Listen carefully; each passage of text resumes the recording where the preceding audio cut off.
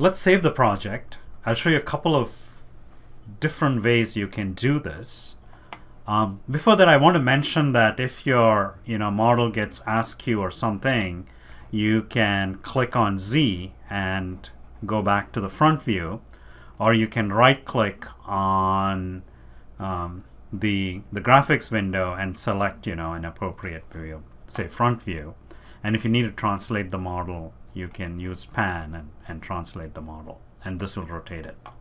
So those are some useful options to kind of manipulate the view. Let me close out of Design Modeler with the understanding that this is going to be what's passed on to the mesher and then to the solver. So I'll close out of there, and I'll go back to the project page, and I will select File, Save, and I'll go to an appropriate folder. I've put it under Favorites here, and I'll call it 2D underscore conduction.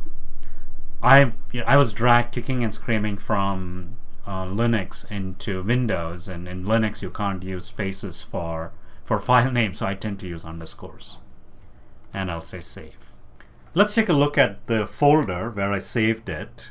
You see it's created this file. It's a WBPJ file. It's created an associated folder, and this backup will go away when you save and exit. And if you save your project to a flash drive or a network drive, you need both this file and this folder. I've seen students tripping up because they just save this file and then they're not unable to retrieve the project, and no amount of screaming at the program and using cursors kind of fixes that. So remember to save both of these. And also it's especially as you go to more complicated problems, it's much faster to run it from a local drive than from a flash drive. So if you have it on a flash drive, copy it to a local drive, run your project, and then after you're done, copy it back. And I'll also show you another way to save the project. So I'll go back to Workbench, and I'll say File, Archive. And I'll go to the same folder, and I'll give it the same name. And this will save it in a WBPZ file, and it'll give you a single file. And it asks me, do you want results? If I had the nodal temperature values, it would save that. And if you have big models, you can deselect that, and it won't save the values of the temperature at the nodes. And then, this gives you a small file that you can email to a colleague, and the colleague, she or he would have to kind of right click on the solution, clear generated data, and resolve, and they get everything up.